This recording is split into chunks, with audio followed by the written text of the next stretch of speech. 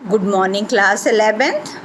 मैं आपके सामने गद्य संकलन से उद्धृत सती जो कि शिवानी जी के द्वारा लिखित है उसका मैंने आपको फर्स्ट पार्ट कराया, जिसमें मैंने आपको पहली चीज़ ट्रेन में लोगों के सफ़र करने सामानों के आधार पे किया, जिनमें महाराष्ट्रीय महिला का तरतीब से यानी कायदे से उन्होंने सामानों को लगाया था, यानी वस्तु के लिए स्थान, स्थान के लिए वस्तु की उपादेयता में विश्वास रखती थी। पंजाबी महिला जिन्होंने बेतरतीब से उनके सामान बिखरे पड़े थे और उनकी एक सुराही का उल्लेख किया गया था, जिनको कि लेखिका चाहती थी कि वह उसे चाहती अगर तो वह अपनी सीट से टैक लगा के रोक सकती थी, लेकिन उन्हें लगा कि सुराही की ऐसी बेतुकी काठ की सवारी में साथ लेकर चलने वालों से मुझे कभी सहानुभूति नहीं रही। और लेखिका यानी शिवानी जी मात्र एक दिन के लिए जा रही थी, इसलिए उनके पास एक सब चौकोर बटुआ ही था, जिसके लिए उन्होंने बोला था कि झटपट चढ़े और उतर गए। दूसरी तरफ उन्होंने कहा था कि नकुलियों के हथेली पर धरे द्रव्य पर अवज्ञापूर्ण दृष्टि से देखना, ये क्या दे रही हैं, और न सहयात्रियों के उपालंब की चिंता हो। यहाँ तक आपका हो गया था। अब उनकी वेशभूषा के आधार पे देख लीजिएगा। पंजाबी महिला संभवतः किसी मीटिंग में भाग लेने जा रही थी, अर्थात लेखिका ट्रेन में अकेली हैं तो वो देखना चाह रहे, उन लोगों के देख करके उनके हाव भाव से पता चल रहा है, जिसके कारण उन्होंने कहा कि जो पंजाबी महिला थी जो जासूसी, जो कि सुराही से आप उनका समझ लीजिए कि वह क्या कर रही थी, वह किसी मीटिंग में भाग लेने जा रही थी, क्योंकि उनके साथ एक मोटी सी फाइल भी चल रही थी, जिसे खोल वे बीच बीच में हिल हिल कर कुछ आंकड़ों को पहाड़ों की भांति रटने लगते हैं, अर्थात थोड़ी देर के लिए जासूसी उपन्यास रख करके। आपने यदि देखा होगा, ध्यान दिया होगा, ट्रेन में भी कुछ लोग अपने कार्य को महत्व दिखाने के लिए अपना परिचय नहीं देंगे, बल्कि उनको ये लगेगा कि मैं ऐसा कार्य करूं जिससे कि सामने वाले को उसकी अनुभूति हो जाए। तो इसी पे उन्होंने कहा है कि जो पंजाबी महिला थी उसके साथ में क्या थी, एक मोटी सी फाइल थी, और उस मोटी सी फाइल को वह बीच बीच में से निकाल करके उनमें जो आंकड़े लिखे हुए थे, उन आंकड़ों को जिस प्रकार से पहाड़े को रटा जाता है, ठीक उसी प्रकार से पहाड़ों की भांति रटने लगती और फिर बंद कर उपन्यास पढ़ने लगती। उनकी सलवार, कमीज, दुपट्टा, यहाँ पर कमीज कुर्ते के लिए प्रयोग किया गया है, तो सलवार, कमीज, दुपट्टा, यहाँ तक कि रुमाल भी खद्दर का था। खद्दर यानी जो सूती मोटे कपड़े होते हैं उसके लिए प्रयोग किया गया है कि वह भी खद्दर का था। शायद उसी के संघर्ष से उनकी लाल नाक का सिरा और भी अबीरी लग रहा था, क्योंकि भाई मोटा कपड़ा था, उस मोटे कपड़े से वह बार बार जो नाक इत्यादि रगड़ रही थी उनके शरीर पर। और साथ ही बेटा अनुभव के लिए भी प्रयोग किया गया कि इतने दिनों का जो उनका अनुभव था, एक पॉइंट ले लीजिएगा। दूसरी तरफ उनका जो वस्त्र, कड़े कड़े कपड़े हैं, सूखे रूखे कपड़े, एक तरफ रेशमी कपड़ा और दूसरी तरफ से वही सूती जो खद्दर का कपड़ा, मोटा कपड़ा है, उससे रगड़ के कारण उनकी नाक का भी अबीरी लग रही थी।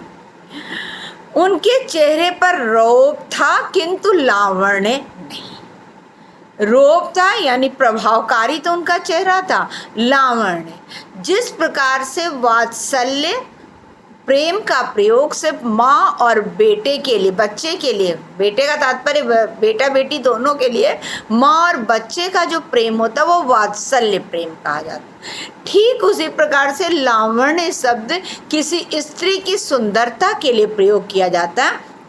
तो यहाँ पर लेखिका ने कहा कि उनके चेहरे पर रोब तो था यानी प्रभावकारी तो थी, लेकिन जो स्त्री जाति की जो सुंदरता, नारी सुलभ जो गुण है, उसके लिए उन्होंने लावण्य यानी सुंदरता नहीं थी।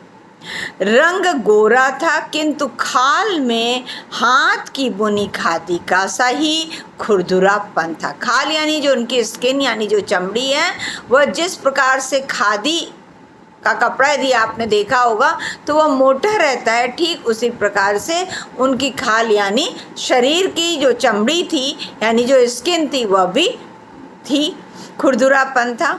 ठुड्डी पर एक बड़े से तिल पर 2-3 लंबे बाल लटक रहे थे। अर्थात जो ठुड्डी पर उनके क्या था, एक मस्सा था और उस मस्सा से जो बाल निकल के लटक रहे होते हैं उन्हीं को उन्होंने बोला है कि ठुड्डी पर एक बड़े से तिल का तात्पर्य यदि आप देखे होंगे तो बड़ा सा गोल मस्सा जैसा रहता है यानी छोटा सा उठा हुआ, और उससे 2-3 बाल लटक रहे थे जिन्हें वे उंगली में लपेटती छल्ले सा घुमा रही थी। अर्थात जब व्यक्ति कोई कार्य करने में तल्लीन हो जाता है अर्थात पढ़ने इत्यादि में, उस समय उसकी किसी की कुछ न कुछ आदत होती है।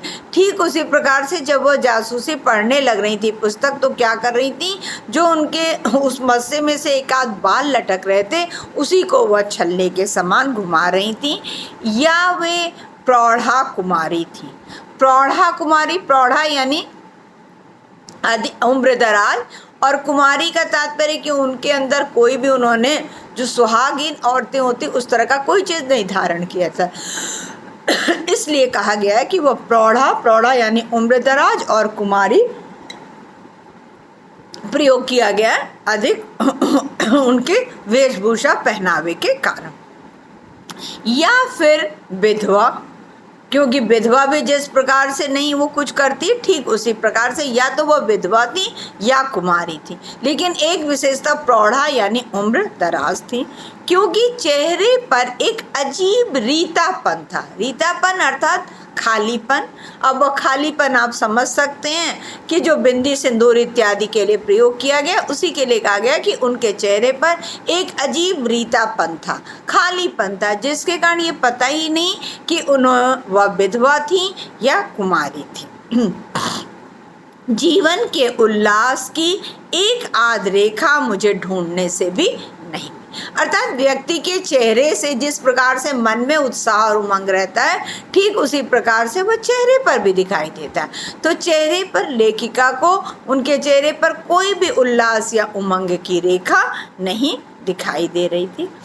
जासूसी पुस्तक को थामने वाले उनके हाथों की बनावट मर्दानी और पकड़ मजबूत थी। अर्थात उन्होंने जो पुस्तक को पकड़ा हुआ था तो जो हाथों की बनावट थी वह जिस प्रकार से पुरुष वर्गों की होती है, क्योंकि नारी का हाथ जो कोमल है और वहीं पर जो पुरुष का हाथ है उसका कठोर है, तो जिस प्रकार से पुरुषों के हाथ की होती है ठीक उसी प्रकार से वो समय का या जो उनके ऊपर पड़ी हुई है परिस्थितियाँ, उन परिस्थितियों के कारण कह रहे हैं हाथों की बनावट मर्दानी और पकड़ मजबूत थी।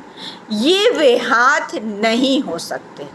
मैं मन में सोच रही थी जो बच्चों को मीठी लोरी की थपकने देकर सुलाते हैं। ये उम्र का अनुभव है, उसी उम्र के अनुभव के कारण कह रहे हैं कि जिस प्रकार से स्त्री जो घर में काम कर रही है उसकी, और दूसरी तरफ से जो कि बाहर जो मजदूर वर्ग में है या जो अपने जीवन में अनेक प्रकार की परिस्थितियां, यहाँ पे मजदूर वर्ग मत समझ लीजिएगा, यहाँ पर कहने का तात्पर्य है कि व्यक्ति जैसे जैसे जीवन में संघर्षों को करता जाता है ठीक उसी प्रकार उसके मन मस्तिष्क में तो कठोरता आती जाती है, साथ ही साथ उसके जो शरीर की बनावट है, शरीर का जो ऊपरी आवरण है वहाँ पर भी आती चली जाती है। इसीलिए उनके हाथों की जो पकड़ उन्होंने मर्दानी और मजबूत कहा है, उसके कारण उन्होंने कहा है कि जो मीठी लोरी की थपकने दे करके बच्चों को सिलाते हैं वैसे उनके हाथ नहीं थे। पति की कमीज में बटन टांगते हैं या चिमटा सणसी पकड़ते हैं। अर्थात जिन्हें जीवन में अनेक प्रकार की जो विपत्तियों का सामना नहीं करना पड़ा है उसके लिए उन्होंने प्रयोग किया है कि इस प्रकार के उनके हाथ नहीं थे।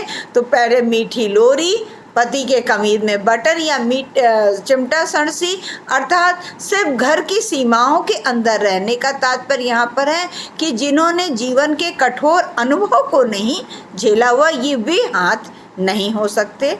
ये वे हाथ नहीं हैं जिनकी हस्त रेखाओं को उनकी कर्म रेखाएं धूल कालिक की दरारों से मलिन कर देती हैं। हस्त रेखाओं यानी हाथ की रेखाओं को उनकी कर्म रेखाएं यानी कर्म के प्रति जो निष्ठा है, धूल कालिक की दरारों से, धूल कालिक की दरारों से अर्थात मटमैली जो धूल और कालिक इत्यादि पड़ने से जिनके हाथ मलिन हो गए, अर्थात जो समाज में आने वाली विपरीत परिस्थितियों का डट करके सामना नहीं करने वाली हैं, मलिन कर दे। ये वे हाथ नहीं थे, बल्कि इन हाथों को देख के लग रहा था कि यह जीवन में किसी भी प्रकार की विपत्ति या परेशानी क्यों ना आई हो, लेकिन यह उन परिस्थितियों, उन विपत्तियों का डटकर सामना करने वाले। अब आप देख लीजिए इनके पॉइंट्स में, पहला आपने कह दिया खादी का सलवार कमीज दुपट्टा इत्यादि, यहाँ तक कि रुमाल भी। अब उनके शरीर की बनावट में आप पहले चेहरे पर आ जाइएगा कि चेहरा प्रभावशाली तो था, रूप तो था, लेकिन लावण्य नहीं था। और साथ ही साथ उनकी जो चमड़ी थी वह भी खादी के बुने कपड़ों की तरह, साथ ही साथ हाथों की पकड़ भी देख करके मजबूत थी, मर्दानी थी। क्यों थी अब उसको बता दीजिएगा कि उनकी हस्तरेखाओं को उनकी कर्म रेखाओं की धूल कालिक ने मलिन नहीं किया था। जो पति की कमीज की बटन टाकने या लोरी बच्चे को सुनाने तक ही सीमित नहीं थी, बल्कि वह जीवन की हर परिस्थितियों का डट करके मुकाबला करने वाली थी। इसीलिए कहा गया कि उनके चेहरे पर रौब था किंतु लावण्य नहीं। वह प्रौढ़ा कुमारी थी या विधवा थी, ये नहीं पता। क्यों? क्योंकि चेहरे पर एक अजीब रीतापन था। जीवन में कोई भी उल्लास की एकाध रेखा भी लेखिका को ढूंढने से नहीं मिली। यहाँ आपका पंजाबी महिला का परिचय हो गया था। अब आप दूसरा देखिएगा। नहीं, अब उन्होंने अपना परिचय दिया है। मेरा अनुमान ठीक था, मेरा यहाँ पे लेखिका के लिए प्रयोग किया गया है। स्वयं उन्होंने अपना परिचय दे दिया। वे पंजाब के एक भी स्थापित स्त्रियों के लिए बनाए गए आश्रम की संचालिका थी। संचालिका यानी वार्डन के लिए प्रयोग किया गया है। विस्थापित यानी जो समाज से तिरस्कृत हो गई हैं, जो परिवार से निकाल दी गई हैं, उन स्त्रियों के लिए बनाए गए आश्रम की संचालिका यानी वार्डन थी। हाल ही में विदेश से लौटी थी और लखनऊ की किसी समाज कल्याण गोष्ठी में भाग लेने जा रही। समाज सेविकाओं में उनका नाम अग्रणी था। अब आप सिर्फ पॉइंट्स में ही इनका परिचय ले लीजिएगा। पंजाबी महिला कौन थी? पंजाब में एक विस्थापित स्त्रियों के आश्रम की संचालिका थी। हाल ही में विदेश से लौटी थी।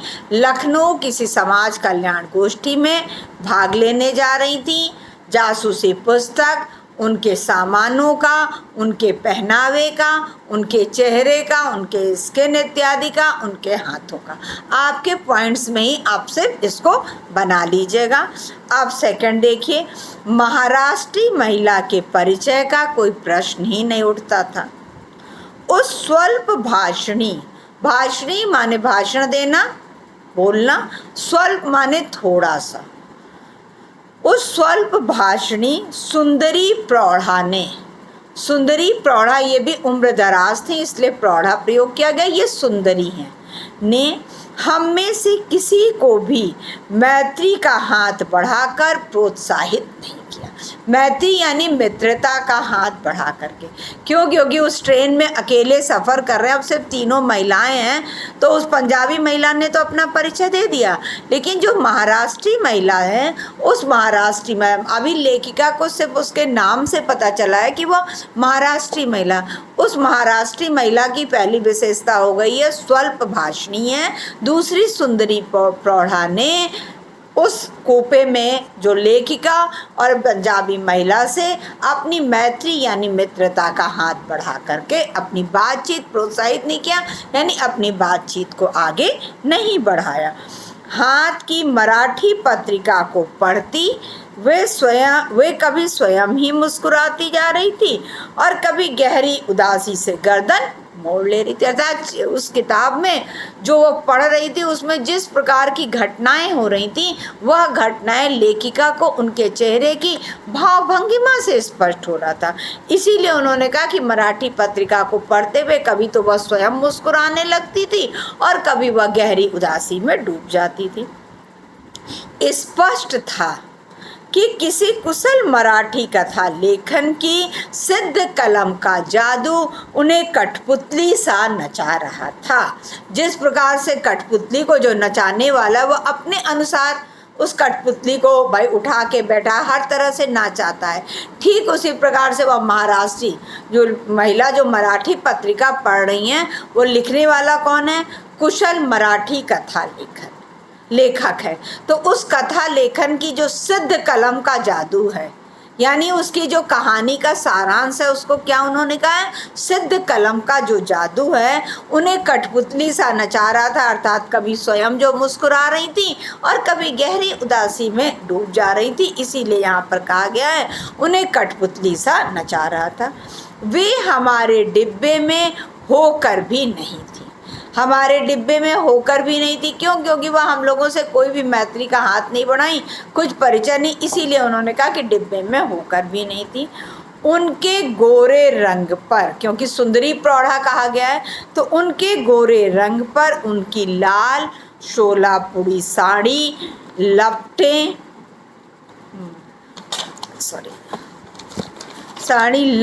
सी मार रही थी। अर्थात उन्होंने जो शिफॉन इत्यादि की साड़ी पहनी हुई है, सोलापुरी साड़ी यानी जो चुनरी की साड़ी उन्होंने पहनी हुई थी, वह लाल सोलापुरी साड़ी उनके सुंदर शरीर पर लपटे मार रही थी। अर्थात उस सुंदरी प्रौढ़ा के ऊपर शरीर में पूरी लिपटी हुई थी और इधर उधर जो हिल रही हैं, जिसको लपटें अर्थात लहरें जिस प्रकार से उठती हैं, उन्हीं का संकेत यहाँ पर किया गया। गोल परिपाटी से बांधा गया जूड़ा। ये गोल परिपाटी अर्थात ये बहुत प्राचीन काल से चला आ रहा है कि लोग अपने बालों को गोल जो जूड़ा बनाया जाता है उसी को उन्होंने कहा है गोल परिपाटी से बांधा गया जूड़ा एड़ी चुंबी केश राशि के मूल धन का परिचय दे रहा था। बड़ा सा जूड़ा था, उस बड़े से जूड़े को देख, बड़े से जूड़े में यानी बाल भी बहुत अधिक है, इसीलिए उन्होंने कहा एड़ी चुंबी यानी एड़ी तक लंबे बालों, केश राशि, केश माने बालों के, राशि माने समूह के, मूलधन, मूलधन अर्थात उसका पूरा जो मूलधन है, अर्थात बहुत अधिक जो बाल को यहाँ पर मूलधन कहा गया। मूलधन का तात्पर्य जिस प्रकार हमारा पूरा पैसा है, ठीक उसी प्रकार से उनके वो बाल को उन्होंने कहा केश राशि के मूलधन, अर्थात वह कोई नकली बाल नहीं थे बल्कि वह उनके अपने ही केश राशि के मूलधन का परिचय दे रहे। अर्थात उन्होंने जो बड़ा सा जूड़ा लगाया हुआ था वह बड़े से जूड़े उनके अपने स्वयं के बाल थे, जिसको उन्होंने कहा कि एड़ी चुंबी केश राशि के मूलधन का परिचय दे रहा था। कानों में 7 मोतियों के वर्तुलाकार कर्णफूल थे। कर्णफूल यानी जो कान के टप्स हैं, उस कान के टप्स को कर्णफूल कहते हैं। तो इसीलिए कह रहे हैं कानों में उन्होंने क्या किया है, 7 मोतियों के वर्तुलाकार अर्थात उसको लिए हुए कर्णफूल थे और गले में था दोहरी लड़का मंगलसूत्र।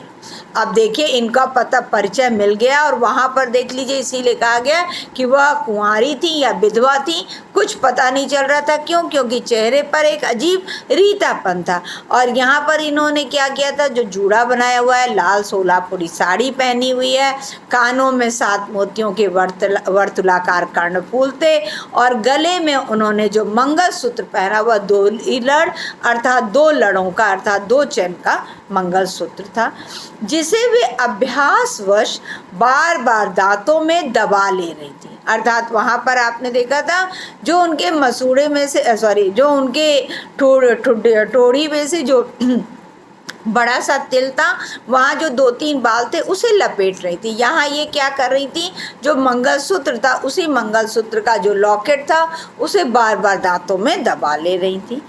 उनके सामान पर संभवतः उनके पति के नाम का लेबल लगा था, मेजर जनरल वनोलकर।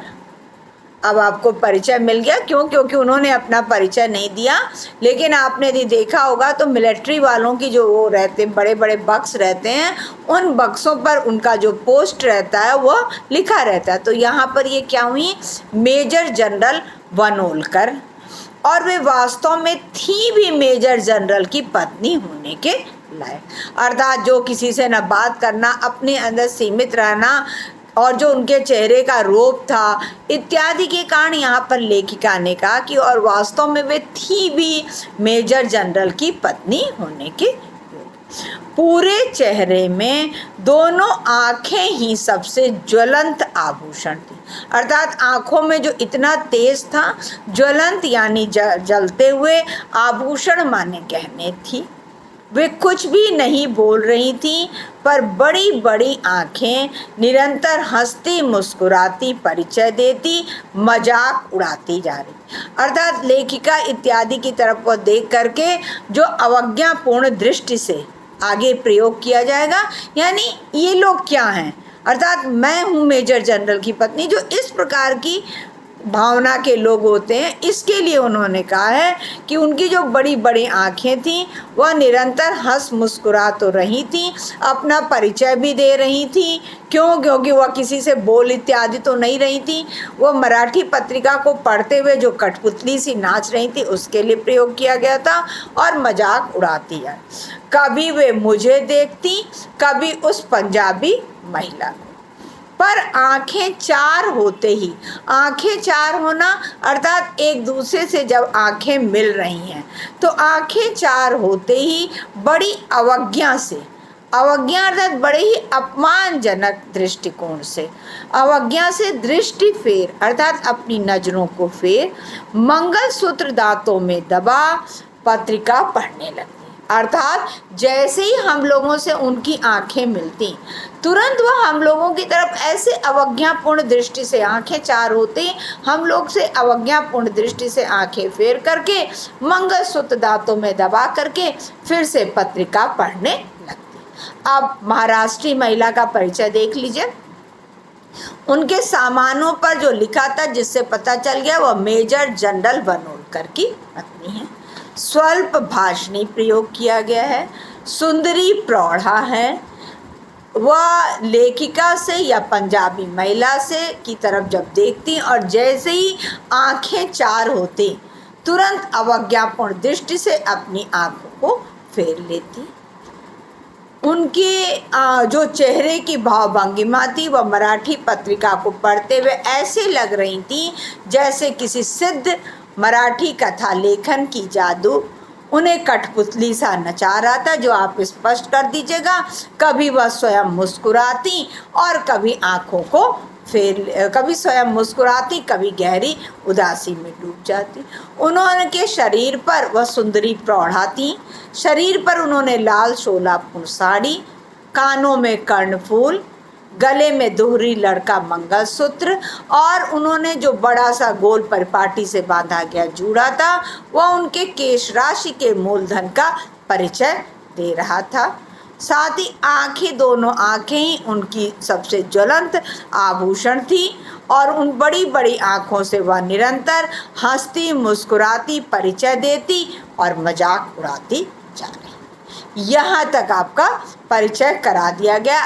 अब चौथे जो स्त्री है उसका प्रवेश होना है, जिसको कि मैं आपको नेक्स्ट क्लास में स्पष्ट करूँगी।